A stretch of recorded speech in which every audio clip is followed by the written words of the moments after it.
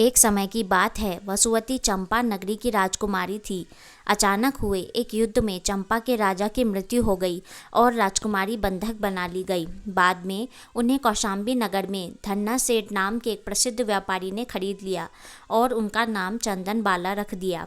सेठ राजकुमारी को अपनी पुत्री की तरह मानता था, पर उसकी पत्नी मूला को डर था कि कहीं सेठ राजकुमारी के प्रेम में ना पड़ जाए।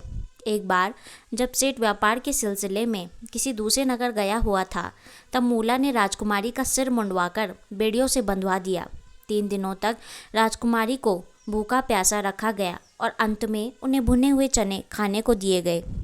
इधर महावीर कठोर तपस्या में लगे हुए थे और अपने 5 महीने के उपवास को तोड़ने के लिए घर घर जाकर भिक्षा मांग रहे थे। अब तक उनकी कीर्ति दूर दूर तक फैल गई थी और हर कोई इस तपस्वी को अच्छा से अच्छा भोजन कराने के लिए आतुर था। पर महावीर परिस्थिति और भोजन देखने के बाद आगे बढ़ जाते और कहीं भी अन्न ग्रहण न करते। लोगों के लिए महावीर का यह व्यवहार समझ से परे था। वे ये नहीं जानते थे कि कुछ खास परिस्थितियां पूर्ण होने पर ही वे अपना उपवास तोड़ते हैं, फिर चाहे ऐसा होने में महीने ही क्यों न लग जाएं। महावीर मानते थे कि यदि प्रकृति उन्हें जीवित रखना चाहती है तो वह उनका प्रण जरूर पूरा करेगी। माना जाता है कि भगवान महावीर ने अपनी 12 साल की तपस्या में सिर्फ 349 बार ही भोजन ग्रहण किया था।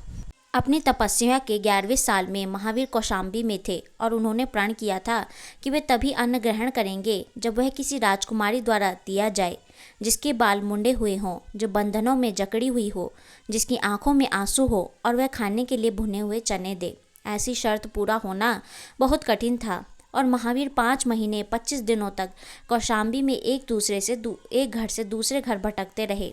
चंदन बाला को यह बात पता थी कि महावीर अपना उपवास तोड़ने के लिए घर घर भिक्षा मांग रहे हैं और जैसे ही 3 दिनों की यातना के बाद उसे खाने के लिए चने दिए गए, उसके मन में यही विचार आया कि काश वह उसे तपस्वी को दान दे पाती और वह उसे स्वीकार कर लेते।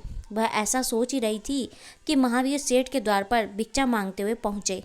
उन्हें देखते ही चंदन बाला प्रसन्न हो गई और खुद भूख से व्याकुल होने के बावजूद वह उन्हें खाने के लिए चने देने को आतुर हो गई। महावीर ने देखा कि इस बार खाने को लेकर उनकी सभी शर्तें पूरी हो रही हैं, सिवाय इसके कि चंदन बाला की आंखों में आंसू नहीं थे। महावीर इस बार भी वह अन्न ग्रहण किए बिना वापस जाने लगे। यह देख चंदन बाला को बहुत दुख हुआ और वह रोने लगी। जब महावीर ने पलटकर उसे देखा तब वह वापस उसके पास गए और चने खाकर अपना प्रसिद्ध व्रत तोड़ा। कालांतर में जब भगवान महावीर को ज्ञान प्राप्त हुआ तब चंदन बाला ही 36,000 जैन साधुओं की पहली प्रमुख बनी। दोस्तों, अगर आपको हमारी यह कहानी अच्छी लगी हो तो वीडियो को लाइक, शेयर और चैनल को सब्सक्राइब करना ना भूलें।